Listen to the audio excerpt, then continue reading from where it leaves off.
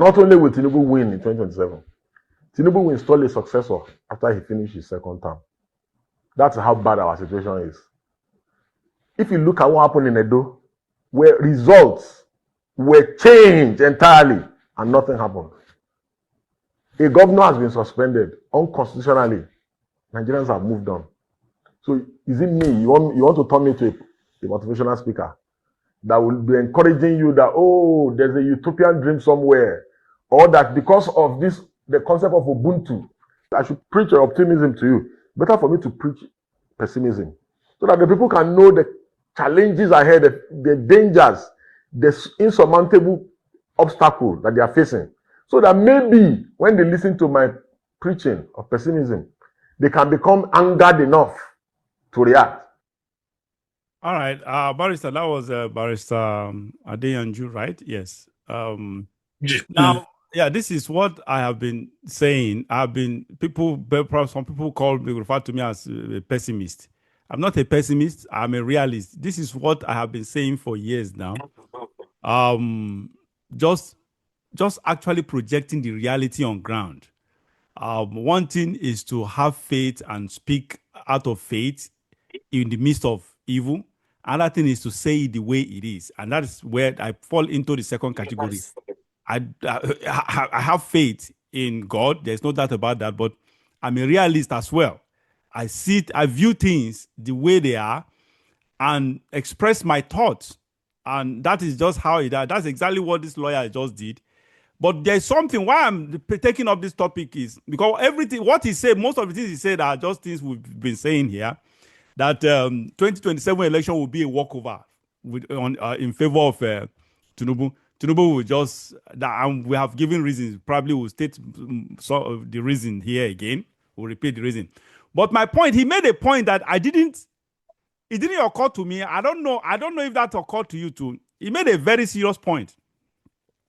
That we may not only just have Tinubu come back in 2027 or retain power in 2027, we may also have, did I say May? Sorry, 2027, we will not, because it is an obvious, except God intervenes in his own way.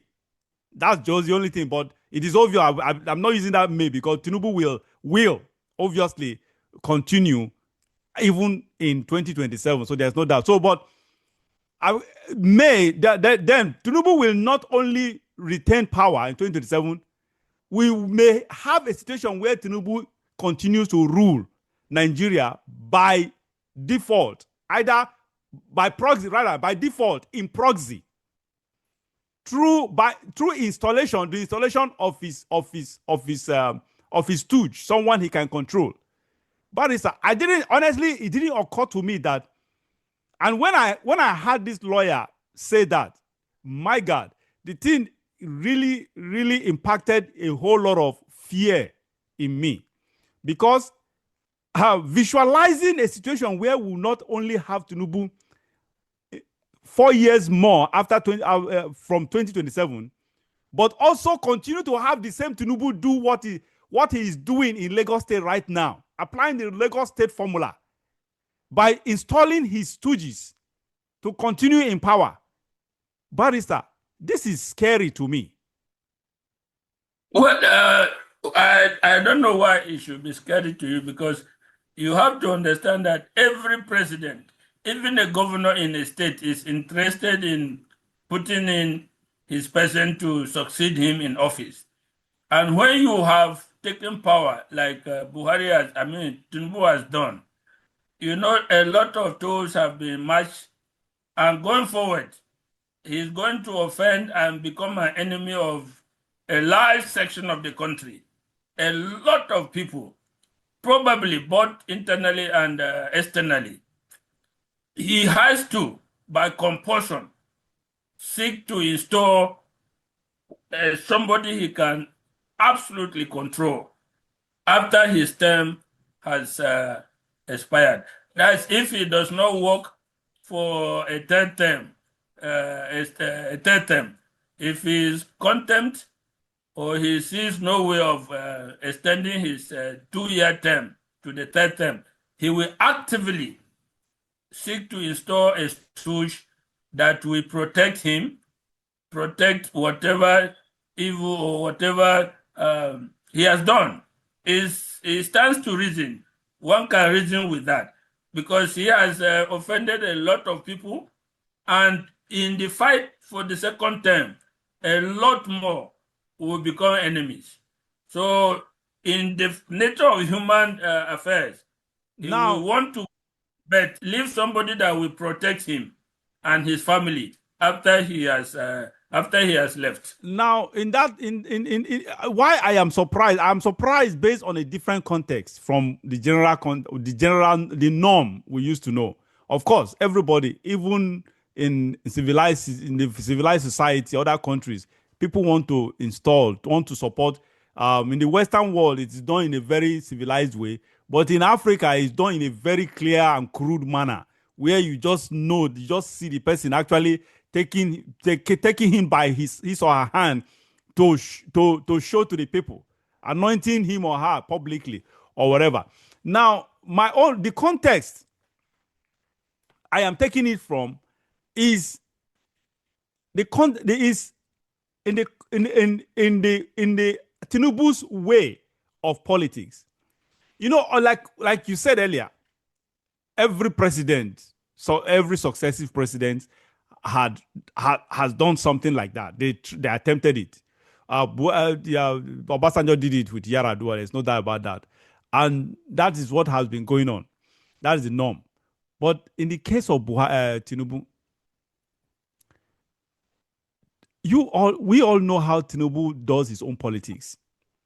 He is a man who is so power and control drunk.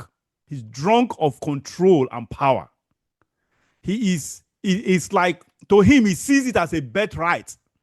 And that is exactly why he has done what he did in Lagos. He's still doing what he's doing in Lagos State. That man has held Lagos hostage since the advent of democracy in 1999. Up to now, he's really suffocating Lagos State with his power drunkenness. And now the same person, that's the context I'm taking it from.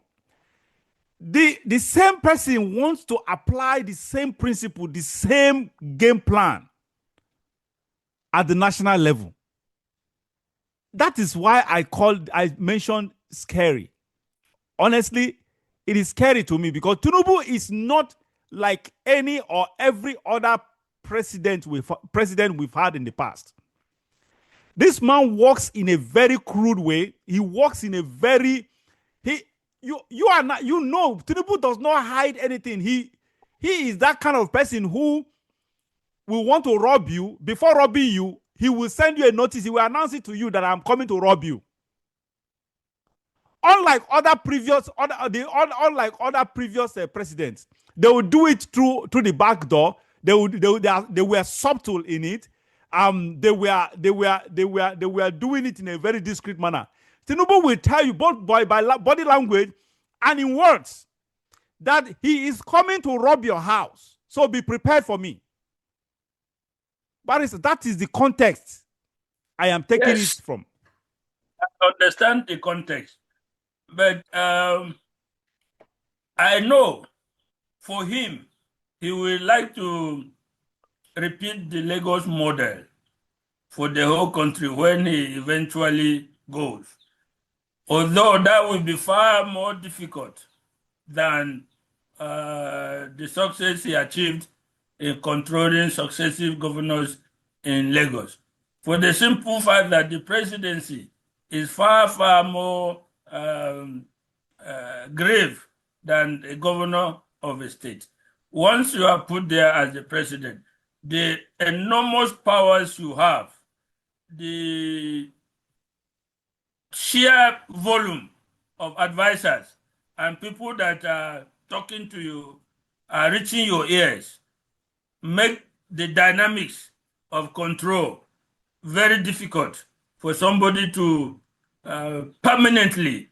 It's possible within a short time, yes, 1 year at the most, but it's virtually impossible for somebody to permanently control the president, except there is some aspect of blackmail that the person being blackmailed cannot go out of. That is the only situation where you can have permanent and perpetual control over the president. If that incident, if that kind of blackmail that we can use against you is not there, it's going to be extremely difficult for you to pocket the president in any time, I mean, in a reasonable length of time. You can do it for a while, having installed him, but going forward, he will eventually assert his independence and authority. But like I said, if you look for somebody that you can blackmail thoroughly and blackmail into submission and help to make him the president, you can still retain control over the person for the whole length of the person's tenure.